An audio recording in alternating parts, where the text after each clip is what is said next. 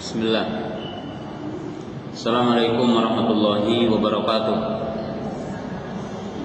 Alhamdulillah hamdan katsiran thayyiban mubarakan fi kama yuhibbu rabbuna wa yarda. Asyhadu an la ilaha illallah wahdahu la syarikalah wa asyhadu anna Muhammadan abduhu wa rasuluh.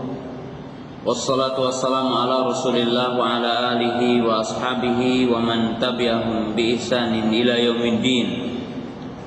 Ya ayyuhalladzina amanu taqullaha haqqa tuqatih wa la tamutunna illa wa antum muslimun. I'lamu rahimakumullah fa inna khairal hadithi kitabullah, khairal hadi hadi Muhammad sallallahu alaihi wasallam. Syarrul umuri muhdatsatuha wa kullu muhdatsatin bid'ah wa kullu bid'atin dhalalah wa kullu dhalalatin finnar. Para ibu, para jamaah yang dirahmati Allah Subhanahu wa taala, alhamdulillah pada kesempatan pagi yang berbahagia ini, dengan izin dan kudrat dari Allah taala, kita dapat bertemu kembali dalam kajian Kamis pagi. Dan ini pertemuan yang pertama di tahun ini Hijriah, setelah mungkin beberapa bulan kita berhenti dari kajian ini. Dan pada kesempatan pagi hari ini, materi yang akan kita bahas berdasarkan permintaan dari panitia dan sebagian dari jamaah adalah berkaitan dengan masalah haji. Tetapi tentunya berkaitan dengan masalah haji ini sangat panjang dan sangat luas. Saya tidak akan menjelaskan tentang kaifiyah ibadah hajinya atau tata cara menunaikan ibadah haji. Tapi dalam kesempatan yang berbahagia ini saya ingin menjelaskan maqasid wa manafi wal hikam min ibadatil hajj. Pada kesempatan pagi hari ini saya ingin menjelaskan maksud, manfaat, hikmah dari ibadah haji. Jadi apa pelajaran yang bisa diambil, apa hikmah yang bisa diambil dari ibadah haji yang Allah Ta'ala wajibkan kepada kita. Para ibu yang saya hormati, sebagai mukadimah kita mengetahui bahwa ibadah haji ibadah yang sangat agung, ruknun min arkanil Islam. Dia adalah merupakan rukun di antara rukun Islam. Rasulullah sallallahu alaihi wasallam bersabda, "Buniyal Islamu ala khamsin.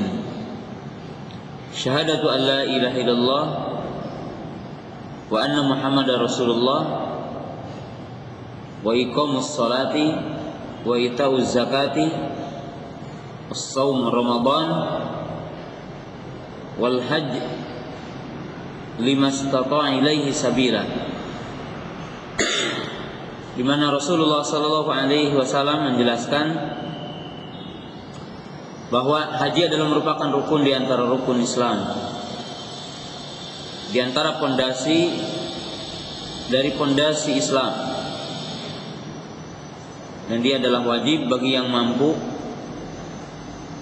bagi yang memiliki kemampuan qudratul mal wa qudratul jasad wal amnu fi tariqihi. Di mana haji itu menjadi wajib apabila orang memiliki kemampuan dari sisi harta perbekalannya, yang kedua kemampuan dari sisi fisiknya, kemudian aman di perjalanannya. Apabila terkumpul poin-poin ini, maka haji itu wajib kepada seorang hamba. Dan ibadah haji memiliki keutamaan yang sangat agung. Salah satunya sebagai sebab seseorang itu masuk surga,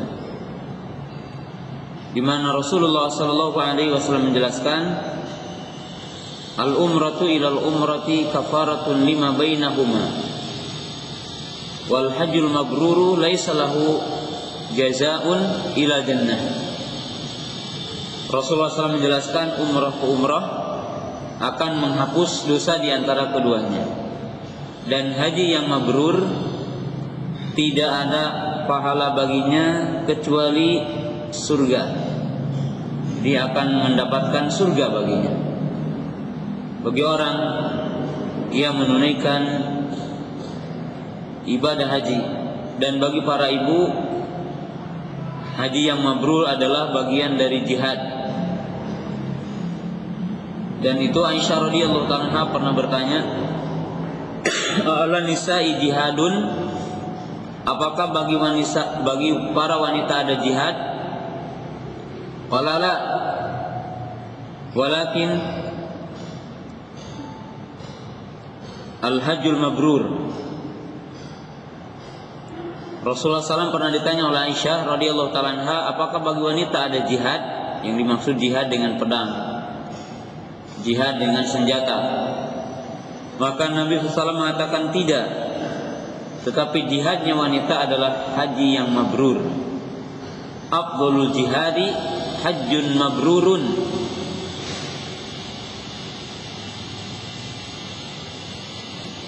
Jadi jihad yang paling mulia bagi wanita adalah haji yang mabrur. Dan banyak sekali keutamaan dari haji, seperti salah satunya dosa akan dihapus oleh Allah Subhanahu wa taala, dan sebagai sebab akan diselamatkan dari api neraka. Itu salah satu keutamaan ibadah haji.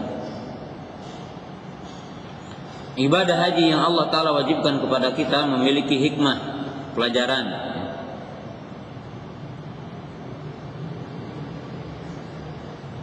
Para ibu yang dirahmati Allah Ta'ala, adapun haji yang mabrur, kalau kita ditanya alamat haji yang mabrur dan bagaimana agar haji kita mabrur,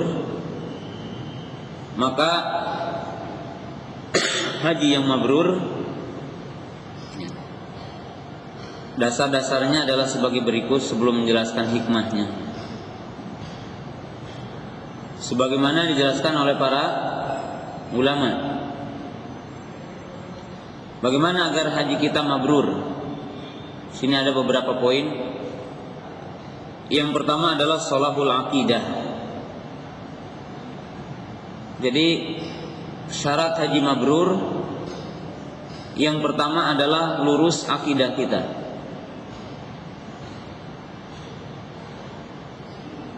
Sebab barang siapa yang akidahnya tidak lurus, maka hajinya tidak akan diterima di sisi Allah Ta'ala. Sebagaimana Nabi SAW memberikan contoh orang-orang Khawarij. Jadi orang-orang Khawarij itu ibadahnya lebih getol, lebih semangat ketimbang kita hari ini, sampai jidatnya borokan atau jidatnya itu ada bekasnya, saking lamanya sujud. Tangannya kepalan, kakinya bengkak, matanya sakit, bibirnya basah, senantiasa zikir kepada Allah. Tetapi dinyatakan oleh Nabi SAW, la sarfa wa la adla, ibadah sunnahnya tidak diterima, ibadah wajibnya tidak diterima. Apa penyebabnya? Kata Syekhul Islam Ibnu Taimiyah, li khurujihim anis sunnah wa an jamaatil muslimin.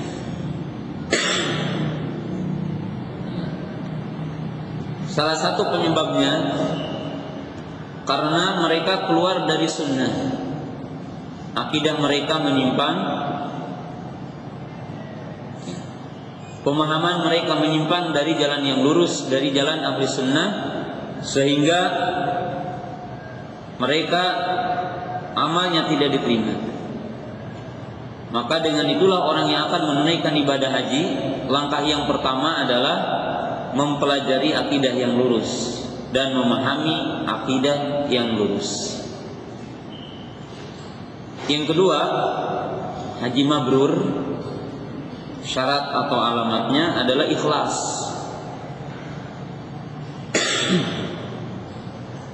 Sebab seluruh ibadah dengan tanpa ikhlas maka tidak akan diterima di sisi Allah.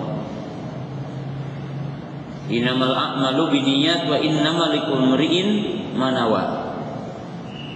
Dan jelas poin ini.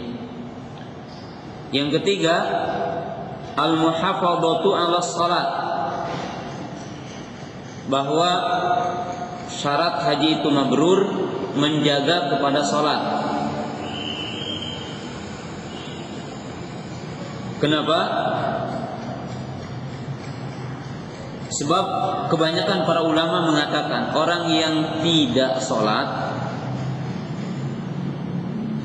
itu kafir, artinya tidak dianggap mukmin. Maka kalau sekarang orang menunaikan ibadah haji tapi tidak sholat, maka menurut kebanyakan para ulama tidak diterima hajinya. Sehingga ada perkataan para ulama, dinun la sholata fihi la khaira fihi. Berkata sebagian para ulama, la khaira fi dinin la ruku'a fihi. Para ulama mengatakan agama tanpa sholat maka tidak ada kebaikan di dalamnya. Jadi agama tanpa sholat tidak ada kebaikan padanya.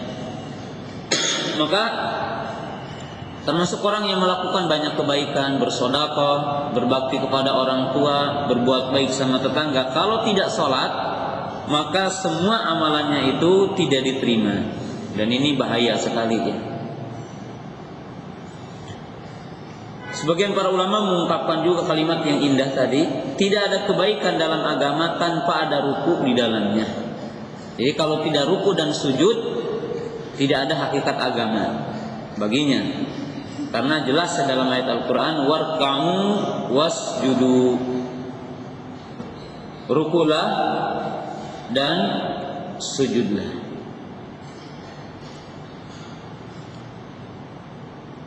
Yang keempat, yang merupakan syarat haji itu mabrur adalah mutaba'atu haji Nabi sallallahu alaihi wasallam fi manasikihi. Yang selanjutnya adalah mengikuti petunjuk Nabi SAW dalam menunaikan tata caranya. Jadi dalam ibadah haji, kalau kita ingin hajinya diterima dan mabrur, maka kaifiyah tata caranya harus sesuai dengan sunnah. Sebab Nabi SAW bersabda, khudu ani manasikakum, khudu ani manasikakum. Ambillah dariku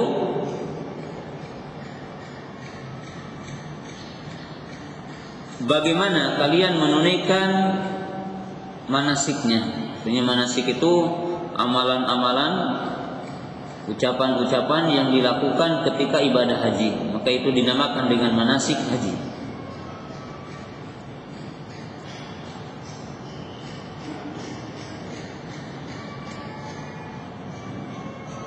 Itu yang keempat. Yang kelima,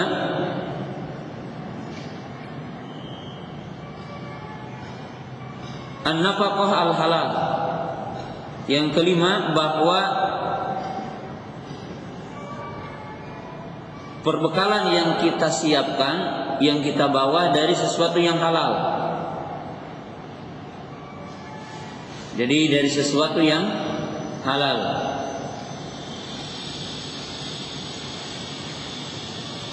Jadi kalau ibadah haji tapi hasil korupsi, ibadah haji tapi hasil riswah, hasil mencuri, hasil menggasap, hasil menipu orang, atau berupa bunga bank dan yang lainnya yang diharamkan, maka tidak akan diterima dan hajinya tidak akan diberi pahala. Sebab Nabi SAW mengatakan innallaha thayyibun la yaqbalu illa thayyiba. Yani innallaha thayyibun la yaqbalu illa thayyiba.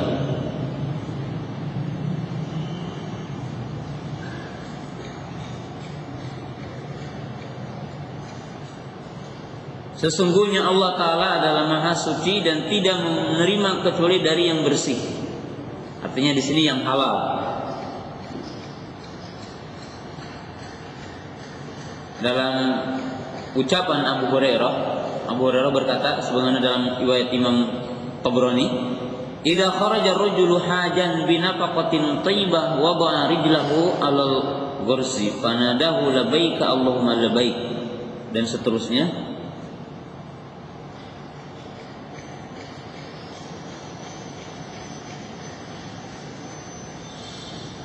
Maka di sini menunjukkan bahwa kalau keluar kita berjalan untuk ibadah haji, maka hendaklah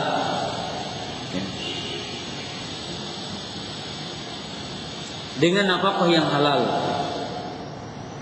Jadi dengan nafkah yang halal. Kalau nafkahnya dari yang haram, tidak bermanfaat hajinya. Yang keenam,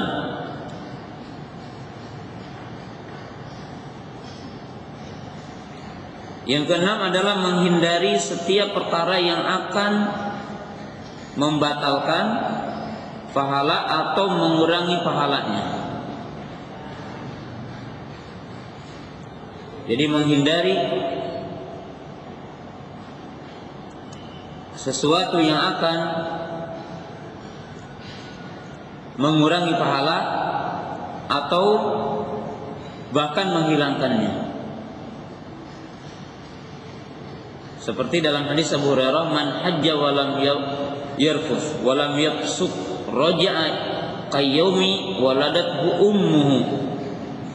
Hadis ini menunjukkan barang siapa yang keluar menunaikan ibadah haji dan dia tidak berbuat rafath, seperti bahasa yang kotor, walam yafsuq, dan tidak berbuat fasik. Berbuat fasik itu bisa melakukan bentuk-bentuk maksiat, apa-apa yang dilarang.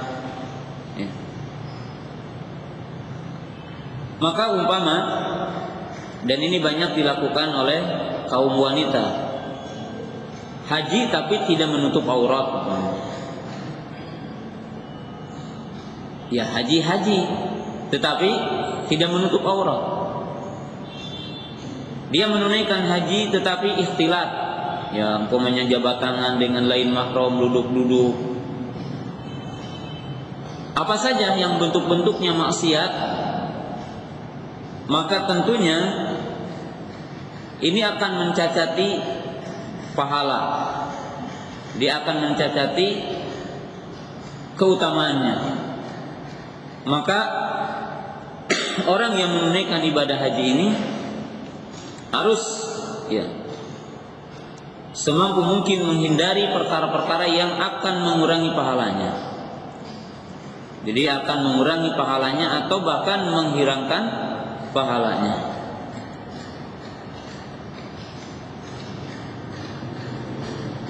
Yang ketujuh,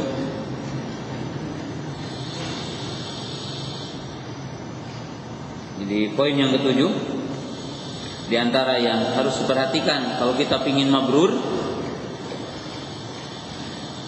adalah menghiasi dengan amal-amal kebaikan dan akhlak mulia. Jadi menghiasi dalam ibadah haji ini dengan amal-amal dan akhlak mulia. Sebab tentunya salah satu tujuan dari ibadah haji, nanti kita akan jelaskan secara singkat, adalah membangun akhlak mulia, kemuliaan. Sebab para ibu yang saya hormati, safar dalam istilah bahasa Arab itu as-sufur, artinya itu membuka. Biasanya orang yang pelit di rumahnya akan tergambar dan kelihatan dalam perjalanannya.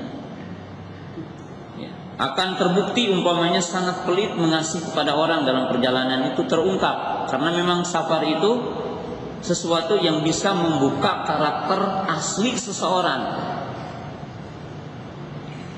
Contoh, kalau ada kejadian marah, ini akan terbukti di mana seseorang umpamanya sedikit terlambat makan marah. Kemudian umpamanya ada antri, bagaimana kita akan masuk, marah pada pembimbing, ya, dan sebagainya. Orang itu akan terlihat jati diri, karakter sajiah sehariannya, artinya karakter bukti. Karena yang dinamakan akhlak itu, Bu, kalau yang dinamakan akhlak itu kata para ulama sajiah. Sajiah itu bentuk yang tidak dibuat-buat. Ya, sebab kalau ibu itu ramah tapi dibuat-buat, satu ketika akan nampak aslinya. Kalau ibu itu bersikap dermawan tapi dibuat-buat, maka satu ketika itu akan kelihatan aslinya, akhlaknya itu seperti apa. Dan dalam ibadah haji ini akan terungkap banyak orang pemarahnya, ya, bagaimana akhlak kesehariannya, sikap dan sebagainya akan kelihatan. Nah, maka oleh sebab itu sebuah pelajaran di dalam ibadah haji ini. Yang terakhir, di antara syarat atau ciri haji mabrur, di mana membuahkan hakikat takwa. Jadi membuahkan hakikat takwa. Maka dengan itu Allah telah berfirman, wa tazawwadu fa inna khairaz zadi at-taqwa. Maka hendaklah kalian mempersiapkan perbekalan, dan sebaik-baik perbekalan adalah takwa. Dan ini tentunya adalah sikap orang yang menunaikan ibadah haji, mabrur atau tidak mabrur, akan kelihatan sikap setelah ia menunaikan ibadah haji. Ya. Sikap, karakter, ya, peranginya setelah dia menunaikan ibadah haji. Dari sisi bagaimana sikap ibadahnya, akhlak sesama, ya, kemudian sikap kepada diri dan sebagainya, maka akan kelihatan orang yang menunaikan ibadah haji. Sebab tujuan dari ibadah haji adalah takwa. Nah, di dalam kesempatan yang berbahagia ini, ya, setelah kita menjelaskan sekilas haji yang mabrur, maka kita akan jelaskan hikmah di balik Allah Subhanahu wa taala memerintahkan kepada kita tentang ibadah haji. Ibadah haji ini memiliki hikmah yang sangat agung. Jadi di dalamnya ada tarbiyah, ada satu pembelajaran, ada satu hikmah yang sangat agung. Hikmah yang paling besar, yang paling utama adalah al-irsyad ila tauhid. Pelajaran yang pertama dan pelajaran yang utama dari tauhid dari haji ini adalah membimbing orang pada tauhid. Sehingga orang yang menunaikan ibadah haji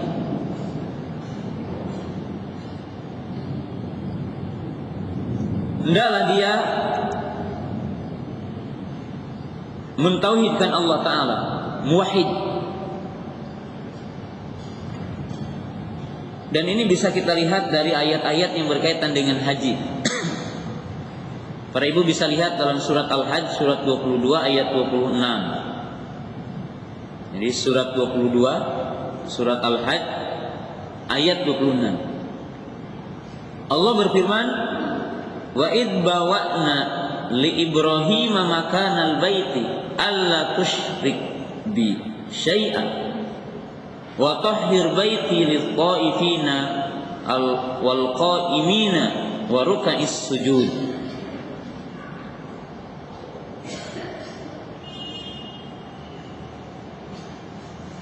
Allah berfirman, dan ketika kami membangunkan tempat rumah bagi Ibrahim, di situ alla tusyrik bi syai'a, agar kamu tidak menyekutukan kepadaku dengan sesuatu apapun. Jadi tujuan dari ibadah haji salah satunya adalah menegakkan tauhid dan mengajarkan tauhid. Dan hari ini sekian jumlah dari orang-orang yang menunaikan ibadah haji, mereka tidak paham kepada hikmah dan tujuannya. Karena tidak sedikit di antara mereka yang justru melakukan bentuk-bentuk kesyirikan, seperti bertabaruk dengan kuburan Rasulullah sallallahu alaihi wasallam. Bahkan sebagian mereka meminta langsung kepada Nabi sallallahu alaihi wasallam. Para ibu bisa menyaksikan yang pernah sekali mungkin menunaikan ibadah haji atau umrah, bagaimana kaum Syiah dari kalangan orang-orang Rafidhah, seperti umpamanya di kuburan Uhud, mereka meratap-ratap dan meminta-minta kepada syuhada Uhud. Lihatlah di kuburan Baqi bagaimana mereka menunaikan sholat dan menghadap kuburan para wanitanya walaupun sudah dilarang. Dan demikianlah. Padahal Allah Subhanahu wa taala mewajibkan ibadah haji, salah satunya adalah mengingatkan kita kepada agama Ibrahim, yaitu agama yang hanif, yaitu agama yang mengajarkan tauhid kepada kita. Dan kita mengetahui tauhid di dalam ibadah haji adalah dari berbagai sisi. Salah satunya kita diajari bertalbiyah, di mana dalam niat haji atau niat umrah maka kita bertalbiyah, labbaik Allahumma labbaik, labbaik la syarika lak labbaik. Lihat di situ, ketika orang bertalbiyah untuk umrah atau bertalbiyah untuk haji, labbaik bi umratin, labbaik la syarika lak labbaik. Maka di sini adalah ajaran tauhid. Demikian juga bacaan ketika kita di Safa, bacaan ketika kita di Marwah, dan berbagai tempat di dalam ibadah haji terdapat pelajaran bahwa kita mentauhidkan Allah Subhanahu wa taala. Dan lihatlah dari doa-doa Nabi Ibrahim. Jadi doa Nabi Ibrahim ini ada dua di antaranya, dan itu menanamkan tauhid dan berkaitan dengan Baitullah. Salah satunya di dalam surah Ibrahim ayat 35. Allah Subhanahu wa taala berfirman, "Wa idz qala Ibrahim rabbi ij'al hadza baladan amina wajnubni wa baniya an na'budal asnam." Ini surat Ibrahim ayat 35. Dan ingatlah ketika Ibrahim berdoa kepada Allah, "Ya Allah, jadikanlah kota ini, negara yang aman, damai, sentosa. Dan jauhkanlah aku dan cucu-cucuku dari penyembahan berhala." Lihat ya, karena memang asasnya adalah tauhid. Kemudian di dalam surat Al-Baqarah Allah Ta'ala berfirman juga mengkisahkan tentang bagaimana Nabi Ibrahim alaihissalam berdoa kepada Allah. Wa idh qala Ibrahim rabbi ij'al hadza baladan amina warzuq ahlahu minas samarati man amana minhum billahi wal yawmil akhir. Qala wa man kafara fa innallaha, ayatnya bukan itu ujungnya. Jadi ayatnya tadi Allah Ta'ala berfirman, wa idh qala Ibrahim rabbi ij'al hadza baladan amina. Dan ingatlah ketika Ibrahim berdoa kepada Allah. Itu dalam surat Al-Baqarah ayat 126. Ya. Tempat ini tempat yang aman, damai, sentosa. dan karuniailah penduduknya dengan buah-buahan. Siapa di antara mereka yang beriman kepada Allah Ta'ala dan beriman kepada yaumul akhir. Qala wa man kafara fa umatti'uhu qalilan thumma adtarhu ila adzabin nari wa bi'sal masir. Adapun orang-orang kafir, maka mereka akan mendapatkan sebagian nikmat dunia ini, sebagian kecil dari nikmat dunia ini. Lalu mereka akan diseret ke api neraka dan sejelek-jelek tempat kembali. Nah, dalam perkataan Nabi Ibrahim alaihissalam, lihatlah di sini bahwa beliau berdoa kepada Allah dengan dua doa yang sangat agung. Dua doa yang sangat agung, di mana doa Nabi Ibrahim pertama meminta agar dijauhkan dari kesyirikan. Kedua, berdoa untuk ahlul iman. Jadi ahlul tauhid, yang mereka bertauhid kepada Allah Subhanahu wa taala. Dan ini jelas. Jadi pelajarannya adalah agar kita bertauhid kepada Allah taala. Agar kita memahami tentang hakikat tauhid dan agama tauhid yang diajarkan oleh seluruh para nabi, seluruh para rasul. Dengan itulah Allah Ta'ala berfirman, wa laqad ba'atsna fi kulli ummatin rasula an i'budullaha wajtanibut taghut. Dan pelajaran tauhid di dalam haji sangat banyak. Salah satunya tadi yang saya sebutkan. Yang kedua, di antara pelajaran dari ibadah haji, dan ini harus terjelma dalam diri kita, yaitu apa? Al-irsyad ilal inqiyad wal istislam li ahkamillahi wa ahkami rasulih. Ini al-irsyad ilal istislam wal inqiyad li ahkamillahi wa rasulih. Hikmah yang kedua dalam pelajaran ibadah haji ini adalah mengajari kita, menuntun kita untuk senantiasa patuh tunduk kepada hukum Allah dan Rasulnya. Dan di sini menunjukkan bahwa wujubul istislamul aqli linnaqli, yaitu wajibnya tunduknya akal kita kepada nakal, kepada dalil. Bagaimana para ibu yang saya hormati, bahwa di dalam ibadah haji ini terdapat pelajaran yang sangat agung agar kita tunduk patuh kepada perintah.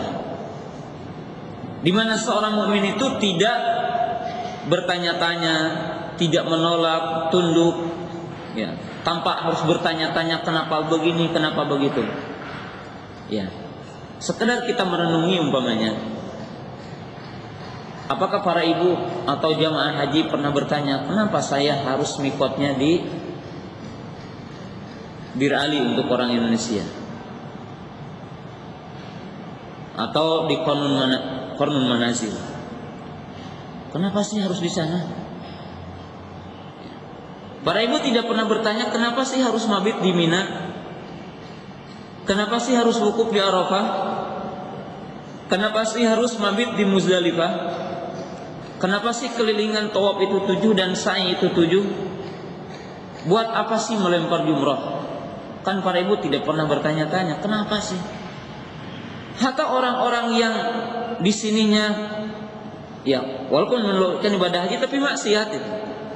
Bahkan mungkin sebagian di antara kita tidak sholat, atau mungkin sholatnya kadang-kadang tapi masya Allah umrah gitu. Masya Allah menunaikan ibadah haji karena punya uang walaupun tidak sholat.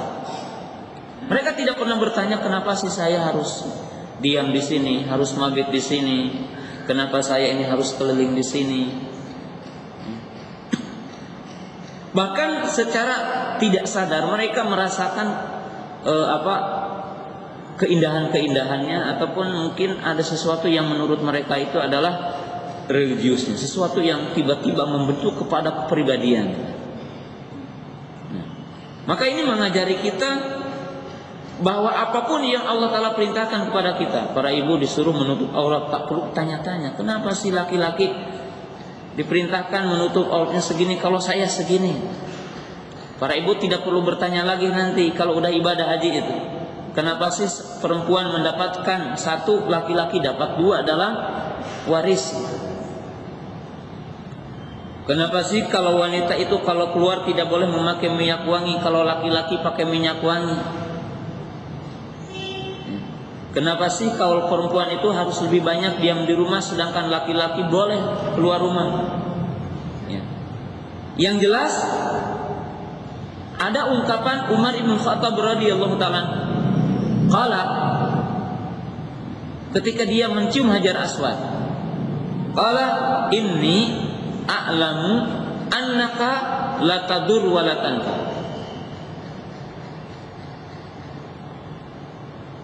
Law anni ma ra'aitu Rasulullah sallallahu alaihi wasallam yuqabbiluka ma qabaltu.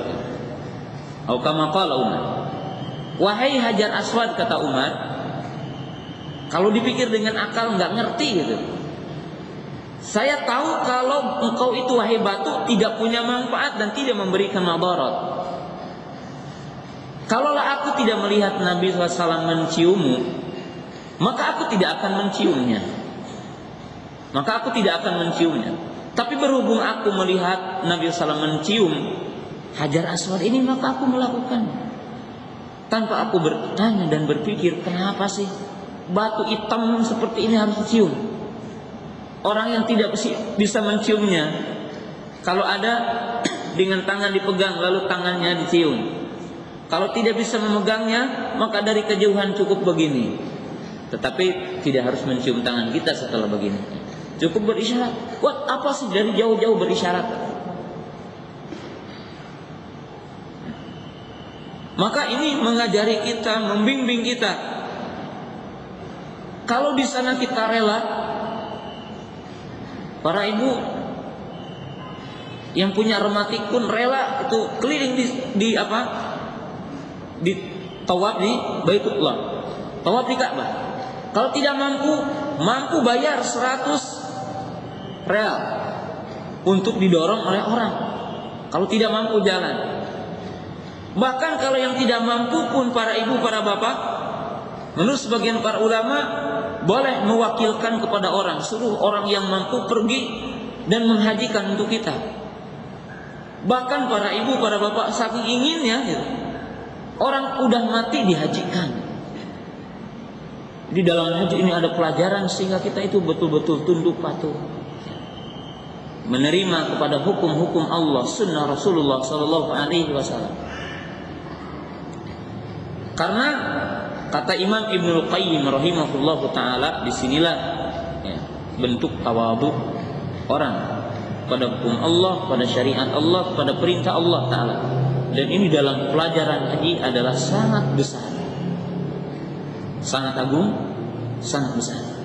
Ya, silakan ibu meneliti kembali, menelaah bahwa betul-betul orang yang menunaikan ibadah haji.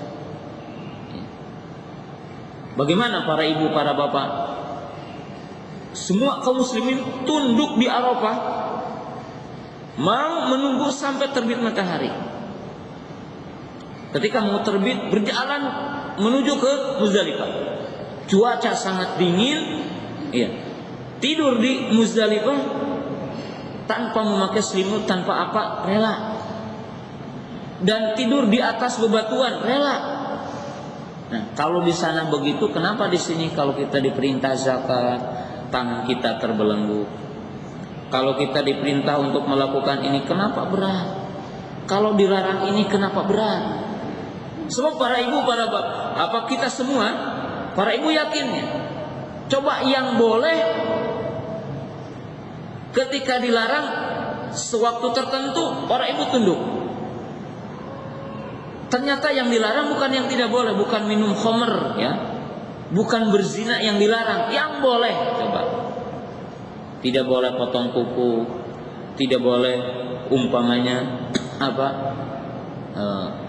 memakai minyak wangi ketika kita ihram. Tidak boleh untuk laki-laki memakai tutup kepala, tidak boleh memakai kufiyah, tidak boleh memakai peci. Ya, rela. Dengan seperti itu, Sesuatu yang di sini boleh, para ibu, semua kaum muslimin di sana diam. Nah, berarti sekarang kalau kita dilarang buah dari ibadah haji dan ini haji yang mabrur, maka orang itu jadi tunduk patuh, menyerah kepada perintah Allah Subhanahu wa taala. Ini pelajaran yang kedua. Pelajaran yang ketiga adalah al-irsyad ila dzikri yaumil qiyamah wa dzikri halati arasatil qiyamah. Perhatikan Bu, ini hikmah yang sangat agung. Di antara hikmah ibadah haji adalah membimbing kita untuk mengenal tentang kondisi yang sangat menakutkan pada hari arasatil qiyamah, yaitu di mana jamaah haji khusus bagi laki-laki memakai kain ihram, tidak memakai kain yang dijahit, dengan kondisi yang sama, di tempat yang sama, dikumpulkan di Mina, dikumpulkan di Arafah, dikumpulkan di Musdalifah, dikumpulkan di Baitullah, di berbagai tempat dalam kondisi yang sama.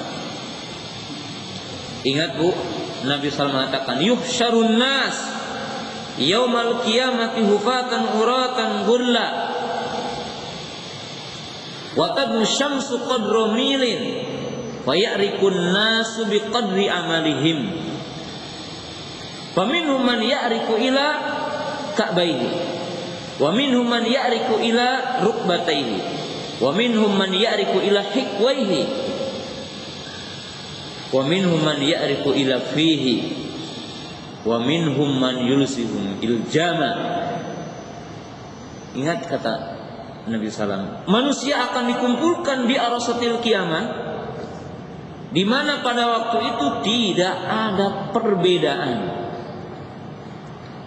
Semua yang miskin, yang kaya, yang punya jabatan, yang tidak punya jabatan, seorang pemimpin yang dipimpin sama keadaannya, dikumpulkan dalam keadaan tidak memakai sandal, tidak memakai pakaian, dan tidak dikhitan seperti awal penciptaan. Lalu matahari mendekat 1 mil, dan setiap manusia akan berkeringat sesuai dengan amalnya. Ada yang berkeringat sampai kepada kedua mata kakinya, ada yang sampai kepada kedua lututnya, ada yang sampai kepada pinggangnya, ada yang sampai menutupi mulutnya, dan di antara mereka ada yang penuh dengan keringat, bermandikan keringat. Mereka merasakan azabnya. Matahari mendekat 1 mil. Kita sekarang merasakan panasnya ya. Walaupun di sini udah ada atapnya, tapi kita panas dalam kondisi hari ini. Nah, nanti yaumul qiyamah kita akan dikumpulkan seperti itu, mengingat. Dan termasuk hikmah yang keempatnya, dan ini disatukan di sini adalah, yaitu asy'ur bil musawah. Asy'ur bil musawah. Kita akan jelaskan sini. Di mana dalam ibadah haji juga mengandung hikmah yang keempat, yang di sini dalam satu tempat itu, yaitu apa? Bahwa manusia itu sama. Dari hakikat fisiknya, dalam bentuknya, yang membedakan adalah amal. Jadi tidak akan ada bedanya yang kaya dengan yang miskin, yang punya jabatan dengan yang tidak punya jabatan, rakyat dengan seorang pemimpin, yang kuat dengan yang lemah, sama di hadapan Allah Ta'ala.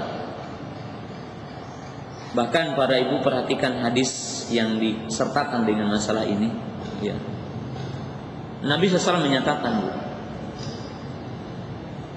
inna mat'ama ibni Adam ju'ila masalan di dunia qad ulima ma yasiru.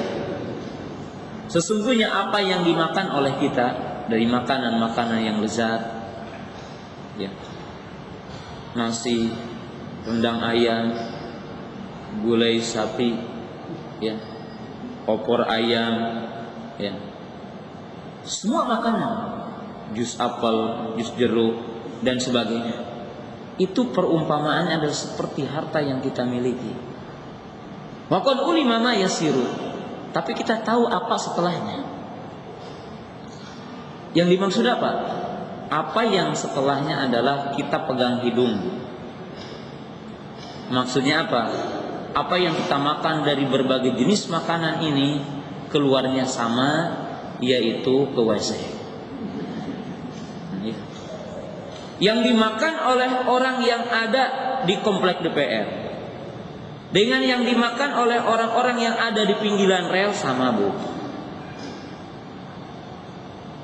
Apa-apa yang dimakan oleh orang-orang yang ada di istana kerajaan dengan orang-orang ataupun sesuatu yang dimakan oleh orang-orang yang berada di pinggiran astana, pinggiran kubur, sama. Nggak ada sekarang seorang presiden makanannya udah diatur, dikasih menunya. Bahkan sebelum dimakan oleh sang presiden dititipi dulu oleh ajudannya. Kalau mati berarti itu ada racunnya. Dengan orang yang miskin yang berada di bawah jembatan, apa mungkin ya seorang presiden setelah dia ke WC dia mengatakan begitu indahnya apa yang keluar dari perutnya? Tidak ada. Sama pegang hidung, Bu. Nah itu kalau dunia. Maka kita diperlihatkan sama nanti. Yaumul qiyamah sama. Akan berhadapan kepada Allah adalah sama.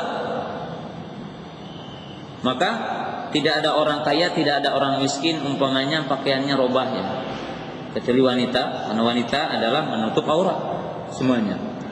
Tapi bagi seorang laki-laki tidak ada perbedaan orang yang kaya dan miskin, musawah. Nah kalau kita tanya, Bu, harta yang membedakan itu apa? Jadi ingat, harta itu yang membedakannya adalah bukan zat hartanya, bukan dari sisi jenis hartanya. Sebab yang dimakan dan diminum, dikonsumsi orang-orang miskin sama dengan kita. Tapi yang membedakan, Bu, dua saja kata para ulama. Pertama, bagaimana kita mendapatkannya. Yang kedua, buat apa kita menggunakannya. Kalau orang mengambilnya dengan yang halal, maka jalannya ke surga. Kalau orang mengambilnya dengan yang haram, maka jalannya ke neraka dengan harta ini. Tetapi juga tidak setiap orang mengambil dengan cara yang halal akan berujung baik. Maka orang ditanya, buat apa makan? Buat apa minum? Kita pertanyaan sederhana aja, Bu. Kalau ada orang ditanya, dia makanan yang lezat, Masya Allah, menunya diatur dalam 5 hari ini, minumannya diatur, suplemennya diatur. Ketika ditanya buat apa sampai makan seperti ini, biar nanti malam saya bisa goyang ngebor, biar saya bisa ngeband sepanjang malam. Ada orang ditanya, kenapa sampai makan telur ayam kuningnya 10 per hari, dagingnya 1,5 kilo per hari? Buat apa? Biar saya bisa main bola dengan kekuatan lari sekian, kecepatan sekian, mampu 2 kali 45 menit dengan sempurna. Satu orang lagi ditanya, buat apa makanan yang lezat-lezat ini? Biar saya nanti malam bisa tahajud. Biar saya mampu menghafal hadis-hadis Nabi SAW, menghafal Al-Quran. Biar saya semangat pergi taklim tidak ngantuk. Sebab kalau makannya tadi adalah kangkung, ngantuk. Lain dengan yang dimakan umpamanya sayur yang lezat-lezat, minuman yang bikin lezat. Umpamanya sebelumnya, maaf bukan iklan. Ya. Minum umpamanya ya, kopi radik, segar. Minum kopi dulu umpamanya segar gitu. Buat apa? Biar semangat saya ngaji. Maka Bu, kalau dunia itu cuma dibedakan itu. Dari mana, buat apa? Kalau zat banyak sedikitnya, ya, baik ataupun tingkatan makanannya tidak ada pengaruh. Bahkan kalau kita teliti, Bu, yang namanya nikmat itu pertama hanya di lidah, ya, sebelum lewat tenggorokan. Sebab tenggorokan kita itu tidak akan tanya apa rendang atau goreng ayam atau ini sekedar tempe atau tahu. Nggak ada pertanyaan perut kita. Yang kedua, kelezatan itu hanya didapat ketika kita sehat gitu. Jadi kalau zat makanannya tidak ada perbedaan, hanya dari sebabnya, ujungnya itu saja. Dan dalam ibadah haji ini kita diperlihatkan musawah, tidak ada perbedaan antara yang kaya dengan yang miskin. Maka dengan itulah Allah Ta'ala mengatakan, inna akramakum indallahi atqakum. Ya. Maka di sini juga akan membangun sifat tawadhu, sifat rendah hatinya. Tetapi tidak boleh rendah diri, Bu. Yang ada adalah rendah hati. Orang rendah diri itu orang yang tidak punya kepercayaan, ya, tapi rendah hati senantiasa. Ini adalah pelajaran yang keempat dari ibadah haji. Kemudian yang kelima, di antara hikmah dari ibadah haji adalah al-irsyad ilal ukhuwah. Ini al-irsyad ilal ukhuwah.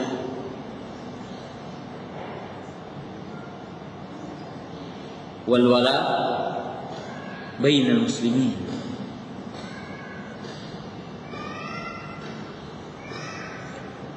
Yang kelima, di antara pelajaran dalam ibadah haji adalah mengajari kita, membimbing kita untuk menguatkan ukhuwah, yaitu persaudaraan. Jadi membimbing kita, mengarahkan kita agar terjadinya ukhuwah Islam.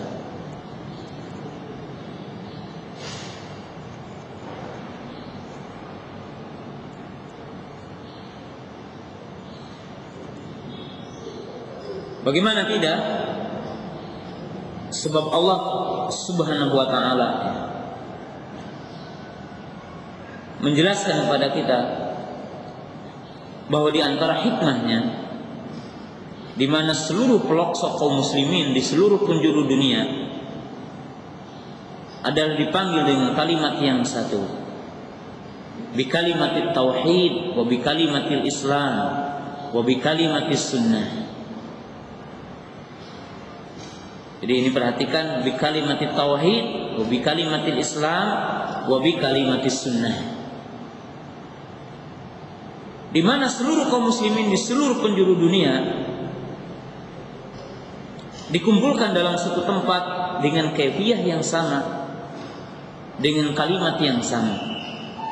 Kita lihat di sini, hatta orang yang tidak paham bahasa Arab setidaknya mengucapkan kalimat yang sama. Diajari dulu. Bahkan orang yang akan menunaikan ibadah haji ada manasik haji, walaupun 4.000 harus bayar, rela. Untuk sekedar apa? Tahu mengucapkan labbaika Allahumma labbaik labbaik la syarika lak. Baik. Mau orang Sunda, mau orang Jawa, mau orang Padang, mau orang Kalimantan, mau orang Sulawesi, jangan dengan bahasa kaumnya, bahasanya satu.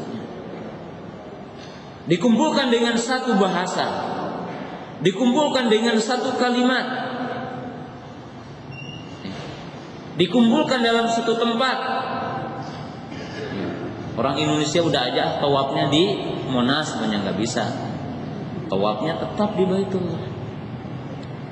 Kecuali memang yang menyelisihi kaum muslimin adalah orang-orang Rafidhah, orang-orang Syiah, yang mereka meyakini bahwa Karbala lebih afdal ketimbang Baitullah. Jadi orang-orang Syiah memiliki keyakinan bahwa Karbala yang dianggap kuburan Husain lebih afdal dari Baitullah. Karena mereka mengutarakan hadis palsu salah satunya, yaitu mereka mengatakan Kalbara buk'atun manqulah minal jannah, atau ardun manqulah minal jannah. Karena orang-orang Rafidhah memiliki keyakinan bahwa Karbala adalah tanah yang dipindahkan dari surga. Bahkan dikatakan khairul buq'ah fil jannah. Karbala itu adalah sebaik-baik tempat di surga. Maka orang-orang Syiah memiliki keyakinan satu kali datang ke Karbala sama dengan 20 kali haji dengan 20 umroh. Jadi kalau satu kali datang ke Karbala, mereka meyakini sama dengan 20 kali umroh, 20 kali haji. Kalau datang ke Karbala tanggal 9 Zulhijjah, ya, ketika kaum muslimin wukuf di Arafah, jadi mereka mengatakan wukuf di Karbala lebih afdal ketimbang wukuf di Arafah. Mereka mengatakan kalau tanggal 9 tawaf di Karbala, maka sama dengan 100 kali haji, 100 kali umrah. Itu berbeda. Kaum muslimin dikumpulkan di tempat yang sama, persaudaraan. Dengan kaifah yang sama, tata cara yang sama. Kenapa? Karena lihat tadi ya, disatukan khudu ani manasikakum. Dari kelompok mana saja, dari negara mana saja, dari kabilah mana saja, kaifiyah haji satu, khudu ani manasikakum. Dikumpulkan di atas sunnah. Dengan lafaz Islam, dengan kalimat tauhid, dengan sunnah dikumpulkan, persaudaraan. Maka di sini tidak ada perbedaan antara Arab dengan bukan Arab, antara Ajami dengan Arabi, bukan kalimat. Dan kaum muslimin bersaudara. Jadi persaudaraan yang sangat agung, ya, di mana di sini menegakkan wala dan bara. Artinya wala dengan sesama muslim. Jadi kita tidak bertanya, ya, Anda dari mana? Tapi kita bertanya, Anda muslim? Ya, maka cukup. Ya. Tidak bertanya bahasa, tidak bertanya dari kabilah mana. Ya. Sebab kita disatukan dengan kalimat Islam. Dan Allah Ta'ala memperingatkan kita di dalam surah Al-Maidah, ya, ayat 55-56. Allah berfirman, innama waliyukumullahu wa rasuluhu walladzina amanu.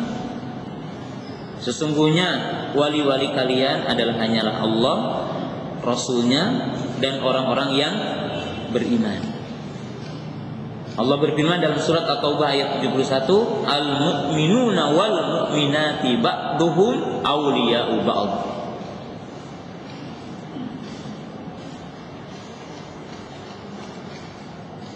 Ini yang kelima. Keenam akan disatukan dengan poin yang kelima.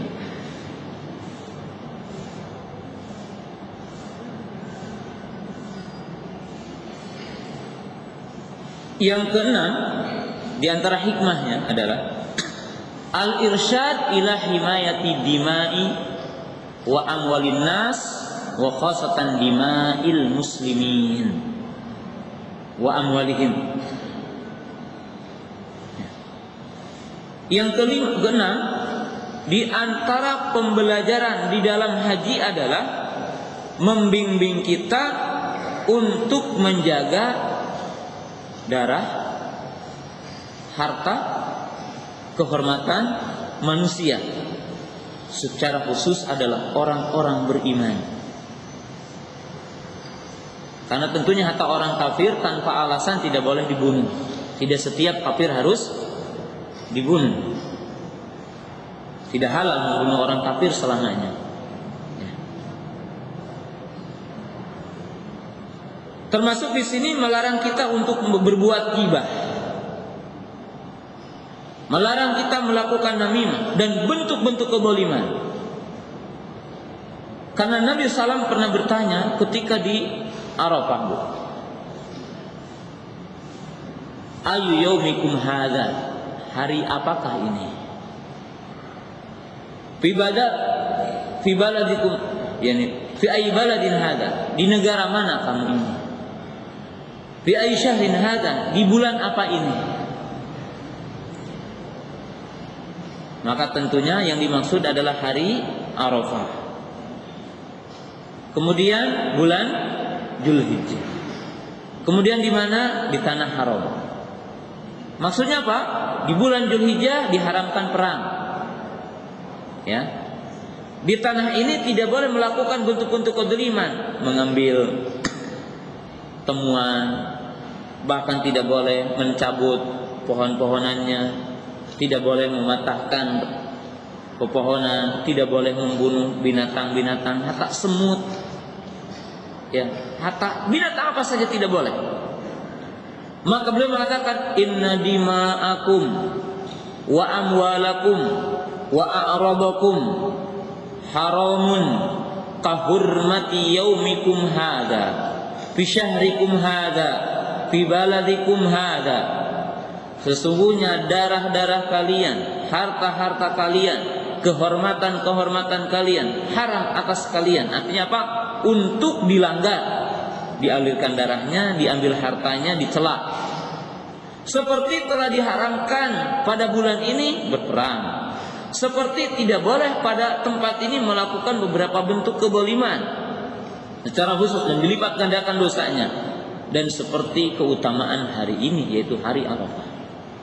Nah, maka para ibu yang dirahmati Allah Subhanahu wa taala, jadi seorang yang menunaikan ibadah haji, maka dia akan menghindari bentuk-bentuk yang sifatnya mendolimi orang.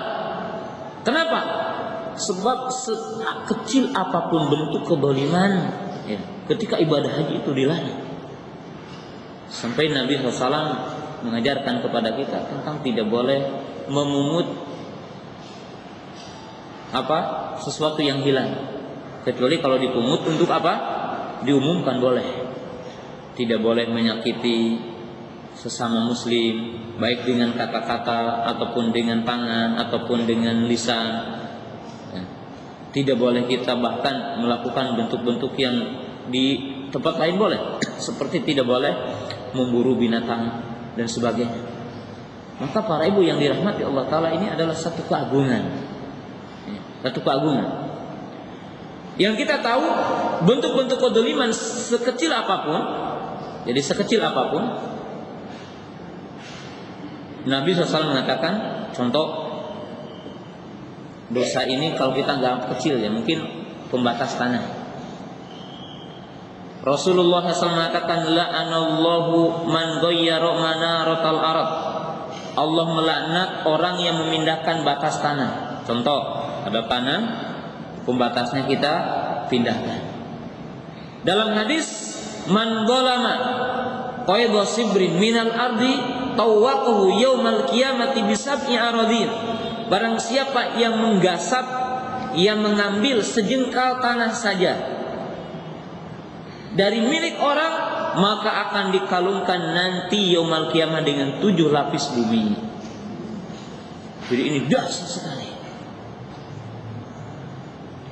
Bahkan di dalam hadis bu ingat, atadruna mal muflis, wahai para sahabatku, tahulah kalian siapa yang bangkrut?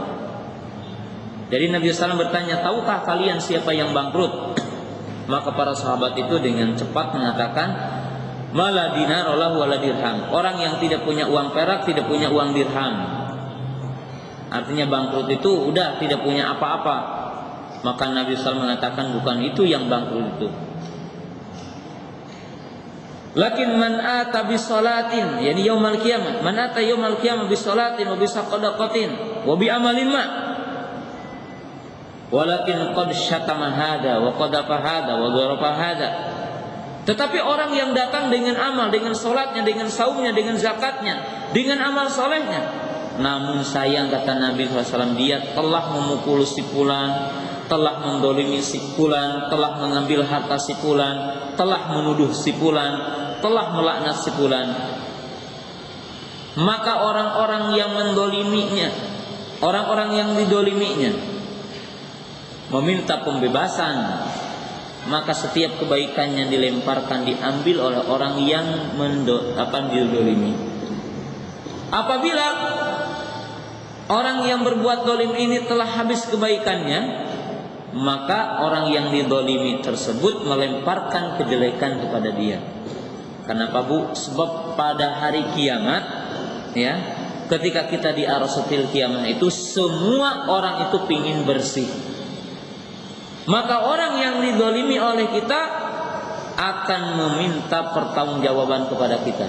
Nah, dalam ibadah haji ini sekecil apapun dilarang.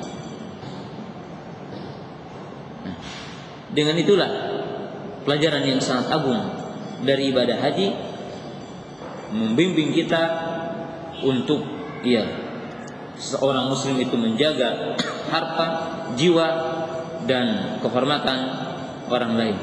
Itu adalah pelajaran yang ke-6. Pelajaran yang ke-7. Hikmah dari ibadah haji ini.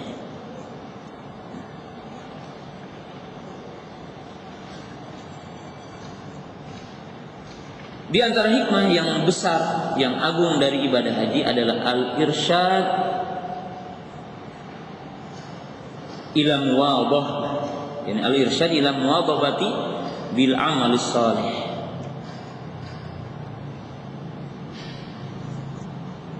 Di antara hikmah yang sangat agung dari ibadah haji adalah membimbing kita untuk membiasakan menjaga amal-amal kebaikan. Jadi amal-amal kebaikan. Ya, salah satu contoh buktinya mungkin yang udah pernah Ibu coba, suami-suami para ibu rajin banget kalau di sana itu setiap waktu datang ke Masjid Nabawi, walaupun harus jalan, sabar. Demikian juga ketika kita berada di Mekah, setiap waktu berjamaah, rela walaupun panas, walaupun agak jauh, terutama mungkin jamaah reguler dari Indonesia ini, karena ya demikianlah nasib kita. Udah tempat penginapannya banyak yang membuat klosetnya banyak masalah, udah begitu jauh, tapi sabar berjalan. Ini mendidik kita. Para ibu yang tidak biasa menunaikan ibadah sholat sunnah setelah tawaf, maksakan, kata orang Sunda, maksa kita itu sholat sunnah karena ingin dapat pahala. Sampai harus berdorong-dorong dengan orang. Ya, sampai kalaupun terkadang sholat kita dilewati orang, sabar kita sholat sunnah di belakang makom Ibrahim. Ini mendidik kita. Bahkan kita ini terkadang ada orang yang berlebihan kalau ibadah haji, baca-bacaan yang tidak ada ajaran, saking pingin amal itu, tapi tidak benar tentunya. Sampai yang tidak diajarkan pun dicari ya. Berbeda kalau di sini makan pada malas itu. Coba Bu, orang-orang jemaah Indonesia yang melanggar sebagian sunnah sampai di Bukit Uhud sholat gitu. Kalau di sini tidak sholat, ini kan aneh. Tapi setidaknya gitu, perasaan untuk ibadah itu besar di sana itu. Maka membimbing kita di sini ibadah. Sampai sebagian orang itu menganggap ya naik ke ke Gua Thur, naik ke Gua Hira ibadah. Sampai ada orang yang lebih baik kakinya itu rengkot, kata orang Sunda. Lebih baik kakinya itu tidak bisa jalan demi untuk naik ke sana.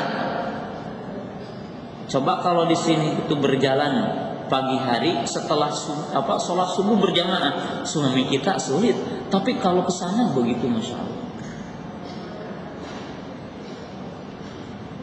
Jadi di sini satu pembelajaran, walaupun sebagiannya melampaui batas dan tidak ada contohnya. Menjaga, dan ini sangat besar sekali pembelajarannya. Rela melakukan sholat sunnah, dijaga. Ya, cuma orang Indonesia lempar jumrohnya keseringan Bu, lempar real ke toko-toko. Sebab yang paling terkenal di Saudi itu kalau bab beli membeli, bab belanja orang Indonesia Bu. Maka seluruh pedagang itu tahu bahasa Indonesia. Kenapa? Sebab yang paling banyak belanja orang Indonesia. Padahal ya kalau mau beli sejadah di Tanah Abang pun ada, tapi beli di sana gitu. Penasaran itu orang kita ini. beli gelas kecil, ini oleh-oleh dari haji gitu. Apa aja dibeli gitu yang orang lain tidak pernah. Coba aja Bu, yang berkumpul di Jeddah itu orang mana tuh? Ya, keumumannya orang Asia, yang paling banyak orang kita. Maka sangat mengherankan ya, Indonesia itu dikatakan dulu pernah dimasukkan negara 5 termiskin di dunia. Sekarang katanya dari nomor 7. Tapi anehnya, mobilnya paling banyak sedunia, motornya paling banyak sedunia, ONH-nya paling mahal, tetapi paling banyak jamaah hajinya. Alhamdulillah. Tapi dikatakan negara miskin, maka ini mungkin karena tidak stabilnya saja. Padahal yang kaya itu banyak. Para ibu yang dirahmati Allah Subhanahu wa taala, itu pelajaran. Pelajaran yang ke-8. Di pelajaran yang ke-8, di antara pelajaran haji adalah al-irsyad ila taqdimi sya'airillahi wa hurumatihi. Pelajaran yang ke-8 di antara pelajaran haji adalah membimbing kita untuk senantiasa mengagungkan syiar-syiar Allah dan apa-apa yang dihormati oleh syariat. Jadi mengagungkan syiar-syiar Allah Ta'ala. Dan kita tahu dalam surat Al-Hajj, itu ayat surat 22 ayat 30, Allah Subhanahu wa taala menjelaskan kepada kita tentang kemuliaan orang yang mengagungkan syiar Allah. Allah berfirman, "Dzalika wa may yu'azzim hurumatallahi fa huwa khairun lahu inda rabbih." Dalam satu ayat, "Dzalika min taqwal qulub." Jadi, barang siapa yang mengagungkan apa-apa yang dimuliakan Allah, hurumatullah yang dimuliakan Allah, syiar-syiar Allah, maka ia baik di sisi Allah. Dalam ayat yang lain, maka itulah alamat ketakwaan hati seseorang. Jadi ciri orang yang bertakwa adalah mengagungkan syiar Allah. Ya. Satu pembelajarannya kita lihat dalam hal ini tadi, bahwa para ibu dengan apa-apa yang dilarang oleh Allah Ta'ala di sini tidak boleh melakukan ini. Ketika ihram tidak boleh, umpamanya wanita menutup mukanya, tidak boleh memakai sarung tangan, tidak boleh menikah, tidak boleh menikahkan. Ya.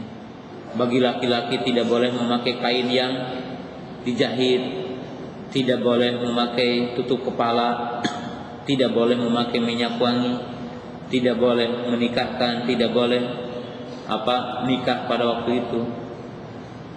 Tapi orang mengagungkan larangan ini dan siap. Kenapa? Karena pengagungan. Ya. Dan ini adalah hikmah yang sangat agung. Ya. Dan tidak ada seorang pun yang merasa berat ya, dan hatinya betul-betul pengagungan kepada Allah Subhanahu wa taala.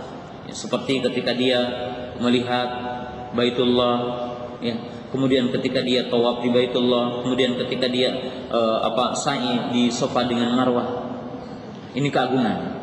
Yang ke-9 di antara hikmah dari ibadah haji ini, ya, pelajaran yang kita bisa ambil dari ibadah haji ini, maka para ibu yang saya hormati, ya, sebelum poin yang 10-nya kita sebutkan 10 dan sisanya pertanyaan, bahwa di antara keagungan ibadah haji adalah apa yang dinamakan manafi'ud dunya, yaitu manfaat dalam bentuk dunia. Jadi dalam bentuk dunia. Allah Subhanahu wa taala menjelaskan di dalam surat Al-Hajj yang tadi,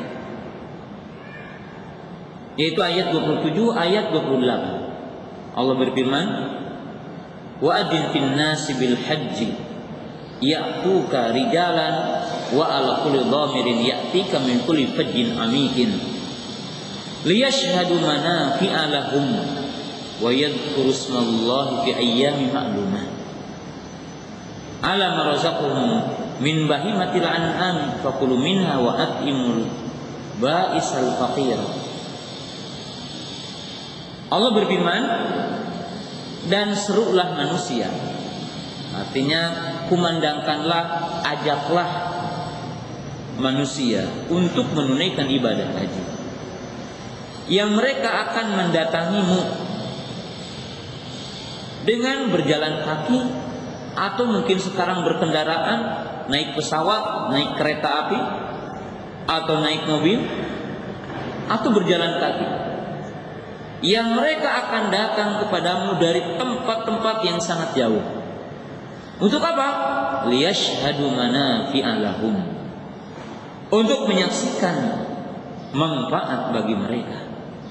Dan tentunya manfaat dari ibadah haji itu ada yang sifatnya ukhrawiyah, ada yang sifatnya dunyawiyah. Salah satu manfaat dunyawiyah di mana telah dinyatakan oleh Nabi sallallahu alaihi wasallam dari ibadah haji ini adalah menafikan kemiskinan. Jadi menafikan kemiskinan.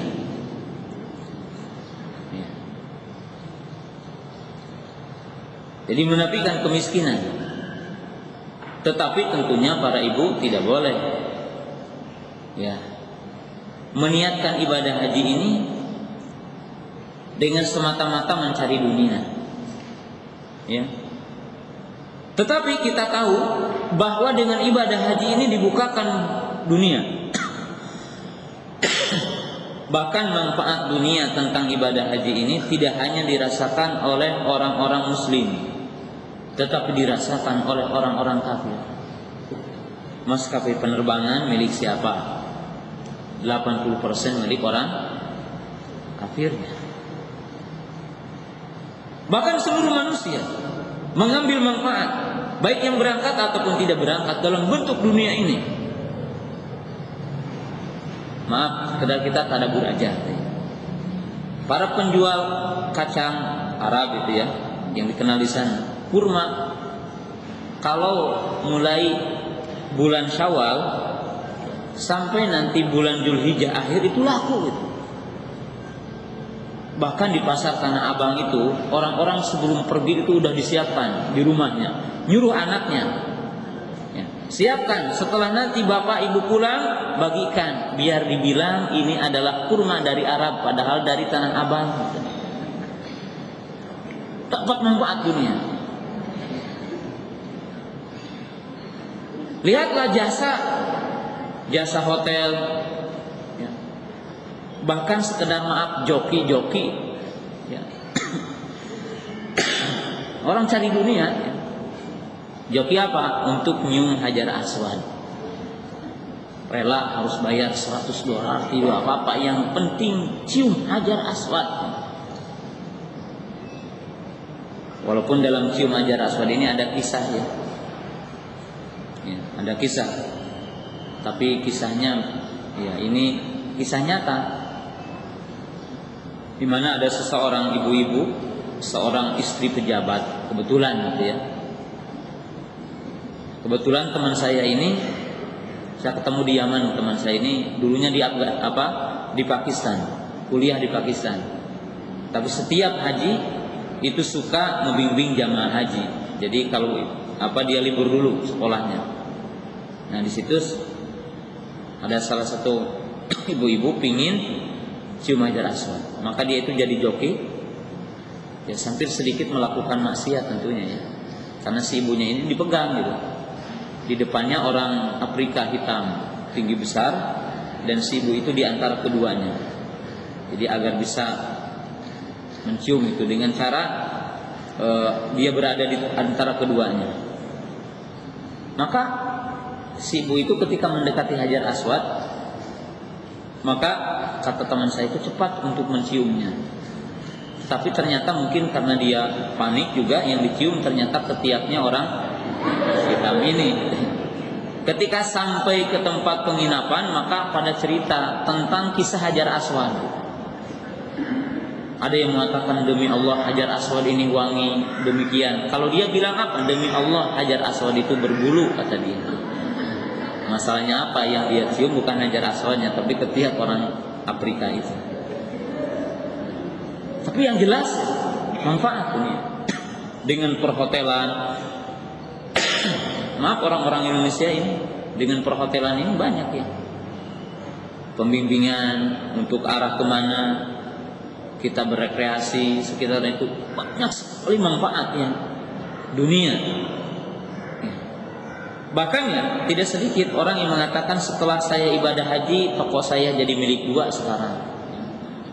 Walaupun tentunya termasuk bisa membatalkan pahala amal kita kalau ibadah haji tujuannya dunia saja. Kita tetap ibadah kepada Allah Ta'ala dan pahala tentang dunia ini akan didapatkan. Dan ini adalah hikmah yang sangat. Yang terakhir yang ke-10 adalah al-irsyad ila irtibat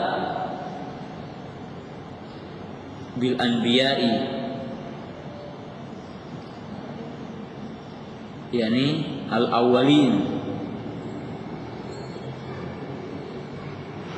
wa bis salihin al-awwalin. Yang ke-10 adalah al-irsyad ila irtibat bil anbiya al-awwalin wa bis salihin al-awwalin. Yang ke-10 ya, membimbing kita untuk punya keterkaitan emosional ya, termasuk rasa cinta ya, mencontoh kepada nabi-nabi yang terdahulu dan orang-orang soleh terdahulu. Jadi keterkaitan hati kita, hubungan hati kita terhadap para nabi terdahulu sebelum nabi kita Muhammad sallallahu alaihi wasallam, dan termasuk mengenang perjalanan mereka, mengenang perjalanan orang-orang soleh. Kita tahu bahwa sangat erat hubungannya manasik haji ini dengan Nabi Ibrahim alaihissalam. Maka di sini kita akan melihat bagaimana dakwah beliau, bagaimana sikap beliau dan keimanan beliau, kesabaran beliau. Sebab tentunya para ilmu yang saya hormati, begitu banyak ya kisah-kisah. Contoh diyakini oleh orang Jabal Rahmah adalah tempat bertemunya Nabi Adam dan Nabi Hawa. Ini menurut kisah. Dan ada yang mensahihkan kisah ini. Yang jelas kisahnya seperti itu. Walaupun di sini ada yang menyimpang juga dalam memahaminya. Seperti diyakini bahwa Jabal Rahmah itu adalah bukit cinta. Bukit cinta, bagaimana dikatakan bukit cinta? Sebab orang-orang Indonesia itu rela membeli spidol, di mana di situ ditulis calon pasangannya, biar langgeng nanti katanya. Sebab disitulah Adam dengan Hawa bersatu, ditulisi nama pasangannya, bahkan mungkin dengan istri ditulis itu sama-sama biar langgeng. Maka orang-orang yang ataupun para ibu mencoba ya ke Jabal Rahmah, ada tulisan di situ. Bahkan sebagian para artis dikisahkan pada nulis di sana katanya. Artinya di sini mengenang bagaimana Nabi Adam, bapak kita semua, bagaimana Nabi Ibrahim alaihissalam. Seperti mungkin ketika kita ke tempat lempar jumrah, di situ ada tugu yang dinamakan tempat Nabi Ibrahim alaihissalam. Kemudian ada tempat penyembelihan Nabi Ismail, maka ini dikenal.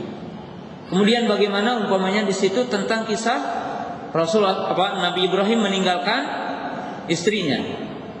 yaitu tentang Safa dengan Marwah. Maka kalau kita teliti satu persatu di sana, akan terjadilah dalam diri kita setidaknya bagaimana mencontoh orang terdahulu, kesabaran Nabi Ibrahim, ketundukan Nabi Ibrahim, kesabaran istri Nabi Ibrahim alaihissalam, ya. Bagaimana ditinggal oleh suaminya, tidak ada apa-apa. Kesabarannya, tawakal kepada Allah Ta'ala, tidak memiliki apa-apa, bergantung kepada Allah Ta'ala. Sampai ketika ditanya siapa yang memerintahkan ini, Allah Ta'ala. Maka kata istrinya, demi Allah, kalau Allah yang memerintahkannya, maka Allah tidak akan membiarkan hambanya. Sehingga ia lari ke sana kemari, maka mendapatkanlah yang dinamakan dengan air yang berada di mana? Di Marwah itu. Itu indah sekali, air Zam-Zam dan sebagainya.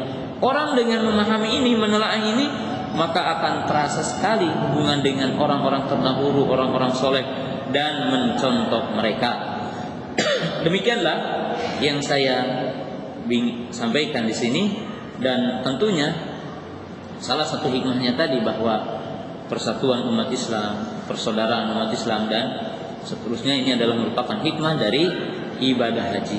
Adapun kaifiyah ibadah haji, maka ya tentunya itu dijelaskan dalam pelajaran-pelajaran khusus yang tidak mungkin dibahas dalam satu pertemuan. Ya, sampai di sini pembahasan kita di pagi yang berbahagia ini. Silakan untuk para ibu, barangkali ada pertanyaan.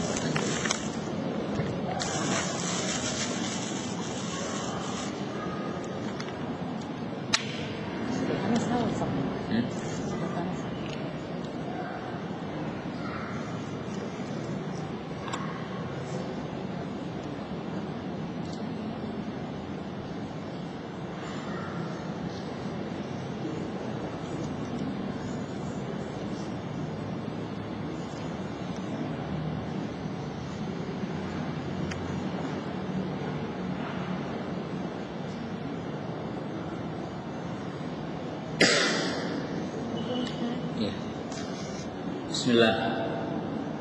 Ini pertanyaan, sahkah jika seseorang badal haji untuk orang tua kita dengan cara membayar orang, kemudian kita mendapatkan sertifikat? Para ibu yang dirahmati Allah Subhanahu wa taala, bahwa badal haji yang paling berhak untuk melakukan badal adalah keluarganya, ahli warisnya. Itu adalah hukum asal dari badal haji, di hukum dari badal haji. Dan hukum asal membadalkan haji itu dibolehkan dalam syariat Islam, dan pahalanya sampai ya kepada yang mati, insyaallah. Tetapi syarat yang kedua dari badal haji, bahwa yang menjadi badalnya udah menunaikan ibadah haji. Jadi syarat yang kedua bahwa yang menjadi badalnya harus sudah pernah melakukan haji. Dia harus sudah pernah melakukan haji. Hal ini berdasarkan hadis yang sahih, bahwa ada seseorang yang berniat menunaikan haji, lalu ditanya, apakah engkau telah haji kepada dirimu? Maka dia mengatakan belum. Maka Nabi SAW mengatakan, haji untuk dirimu, kemudian setelah itu adalah bagi saudaramu atau bagi ibumu. Nah, ini adalah syaratnya. Jadi hukum awal menghajikan adalah ahli warisnya, tidak dengan apa orang lain, karena dia yang paling berhak. Kedua, bahwa yang menghajikannya harus apa? Harus sudah pernah melakukan haji. Harus sudah melakukan haji. Bagaimana apabila dibadalkan kepada bukan ahli warisnya? Dibadalkan dengan menyuruh orang. Jadi dibadalkan dengan menyuruh orang. Maka tidak mengapa insyaallah, dan mudah-mudahan pahalanya sampai.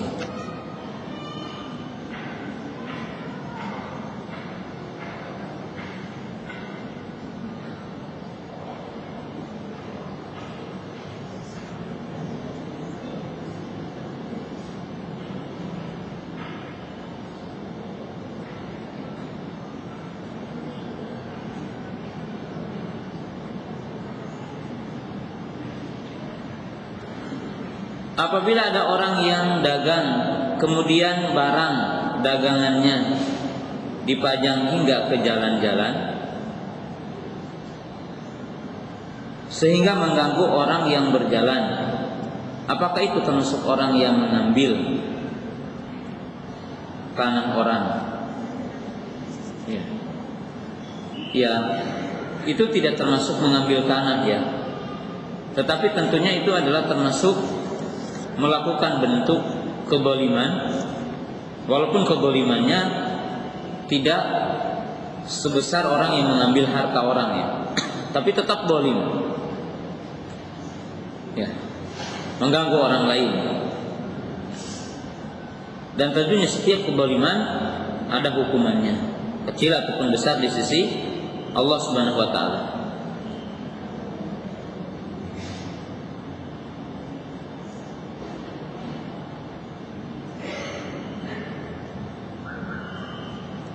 Ada seorang ustadz kita berpendapat bahwa setiap tahun kalau bisa umrah atau haji, bukankah lebih baik kalau kita sudah umrah, biaya umrahnya diberikan kepada saudara yang belum pernah umrah?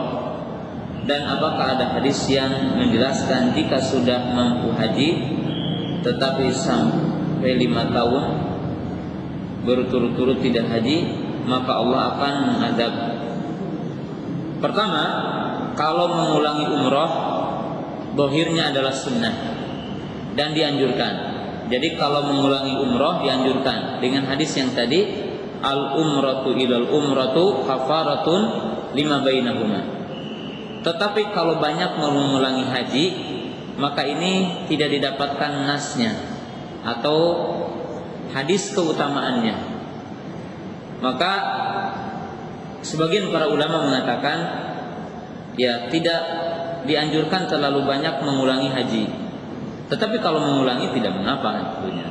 Hanya saja memang tidak ada dalil yang secara khusus ya yang menunjukkan anjuran pengulangan dalam haji. Tapi kalau dalam umrah ada hadisnya yang tadi, yaitu al umratu ilal umrah kafaratun lima bainahuma, bahwa umrah ke umrah adalah kafarah di antara keduanya.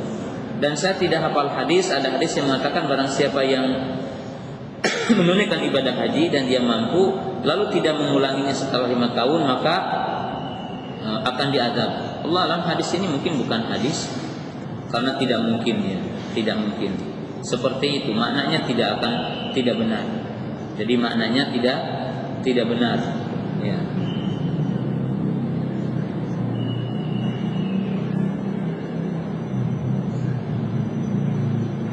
Saya sering ingin menanyakan keutamaan sholat di Raudhah. Ya.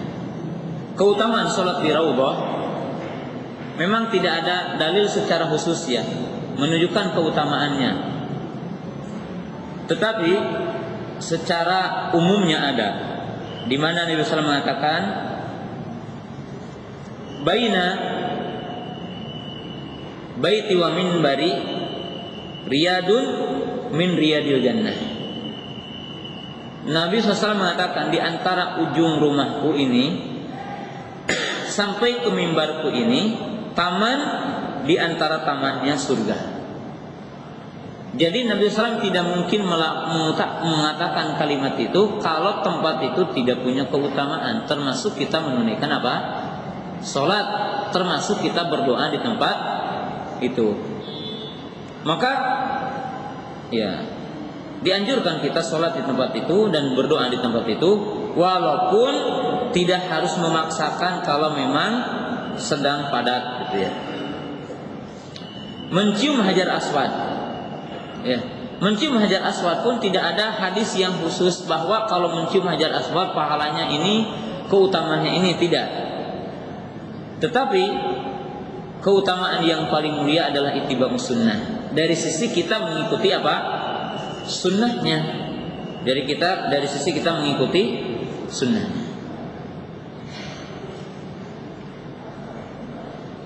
Apakah benar bahwa Siti Hawa makamnya berada di Jeddah? Tidak bisa dipastikan, karena riwayat-riwayatnya itu tidak kuat ya, tidak kuat dan tidak bisa dipastikan.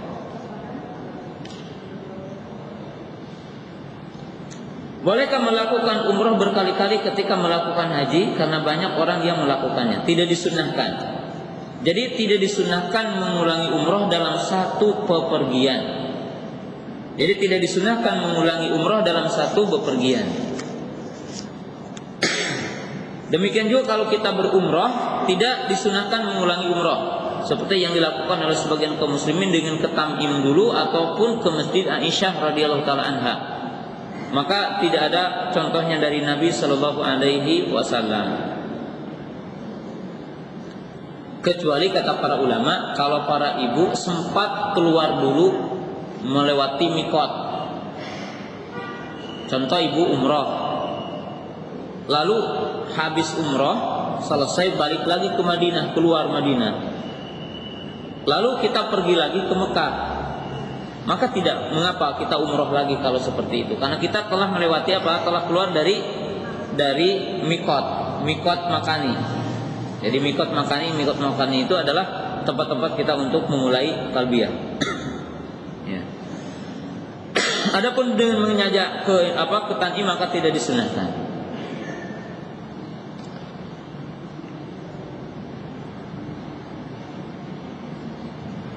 Mengapa orang-orang Syiah Rafidhah melakukan ibadah haji umroh padahal mereka meyakini Karbala sebagai tanah suci mereka? Wallahu ta'ala alam, dimungkinkan mereka taqiyah saja, taqiyah supaya diakui sebagai kaum muslimin. Wallahu ta'ala alam. Taqiyah itu berpura-pura ya.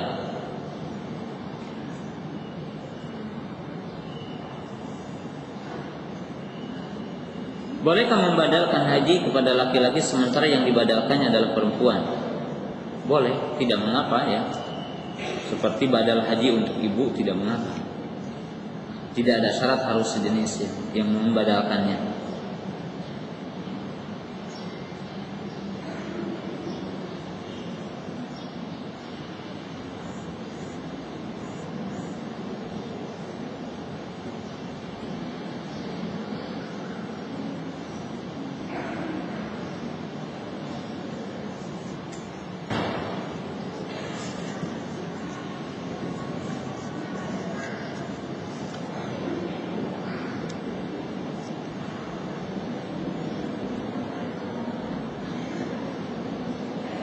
Bagaimana cara menyikapi tetangga kalau enggak dipanggil haji, dia mukanya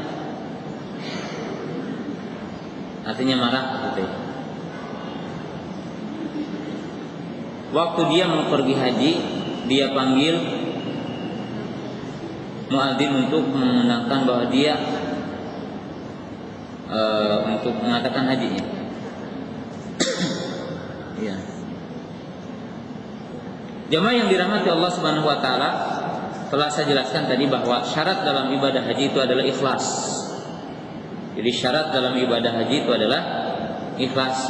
Kalau orang ibadah haji karena ingin dipanggil dengan Pak Haji ataupun Bu Haji, dan apabila tidak dipanggil Pak Haji ataupun Bu Haji, maka dia marah atau dia murka.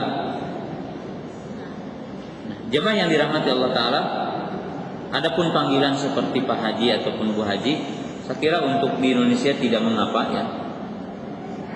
Apabila ada orang yang memang lumrahnya seperti itu, adat istiadat, ya tidak mengapa insyaallah Allah taala alam.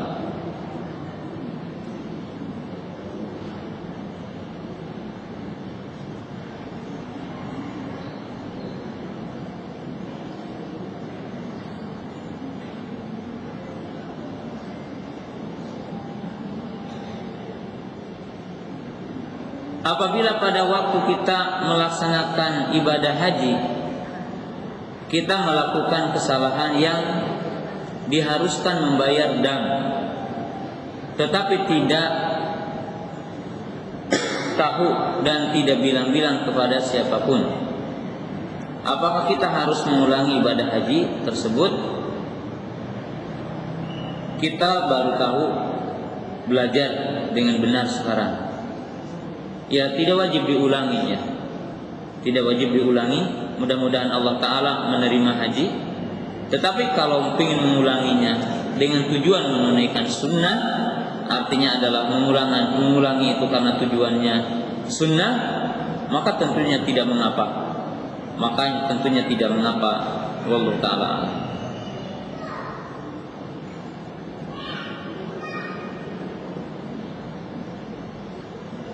Apakah amalan yang bisa menebus kesalahan kita dan melaksanakan ibadah haji karena pada waktu melaksanakan haji waktu itu belum mengenal sunnah, supaya haji kita menjadi haji yang mabrur, ya. Amal yang paling mulia pertama bertaubat dari apa yang kita lakukan dulu tidak tahu. Kemudian yang kedua, ya kita apa? Kita usahakan untuk apa yang dinamakan dengan amal-amal kebaikan apa saja, tidak terbatas amal kebaikan itu. Pokoknya amal kebaikan itu adalah setiap amal yang diperintahkan oleh Nabi SAW, oleh agama ini, oleh Allah Subhanahu Wa Taala dan Rasulnya, tanpa harus kita mengkhususkan amal-amal itu sendiri. Semua amal adalah baik. Ini ada pertanyaan, tidak mengapa dibacakan.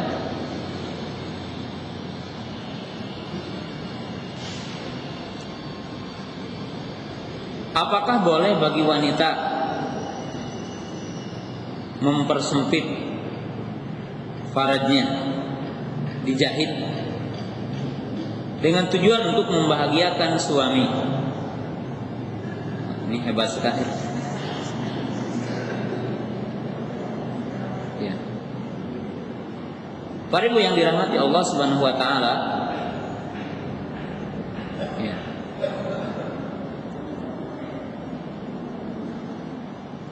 Menjahit anggota tubuh yang ada di kita, hukum asalnya apa? Hukum asalnya adalah tidak boleh. Itu hukum asalnya. Jadi melakukan operasi atau yang semana, hukum asal tidak boleh. Sebab hukum asal seorang mukmin itu membiarkan ciptaan Allah sebagaimana Allah menciptakannya. Seperti wanita tidak boleh umpamanya pingin alisnya tebal, dikerik, dikerok, dihabisin lalu diganti oleh alat tertentu. Ya. Kemudian seseorang pingin giginya umpamanya ini jadi dibikin direnggangkan dengan mengkikir gigi dan sebagainya, tidak boleh. Atau seseorang pingin umpamanya hidungnya lebih mancung, dibikin. Semuanya itu adalah termasuk merubah ciptaan Allah Ta'ala, dan hukum asal adalah tidak boleh. Dan kaidahnya adalah setiap yang memudaratkan kita. Jadi setiap yang memudaratkan kita itu tidak boleh, hukum asal. Contoh, para ibu bertanya, apa hukumnya bagi seorang istri yang menahan haidnya?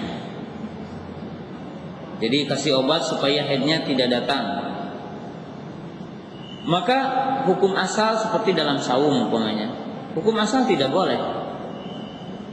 Karena haid dalam waktunya itu sehat. Adapun haid ditangguhkan dengan cara pengobat, maka biasanya nanti akan bermasalah bagi wanita itu. Maka demikian juga. Maka wallahu alam yang terbaik, ya, ibu lakukan pengobatan yang sifatnya adalah tidak menyakiti. Ya, seperti makan herbal, ya, berolahraga dengan olahraga yang tepat, makanan yang tepat, ya. Ya, seperti tentunya para ibu juga harus tahu kesehatan. Seperti umpamanya kalau malam-malam yang mungkin suami akan datang, tidak makan sesuatu yang memungkinkan akan banyak cairannya.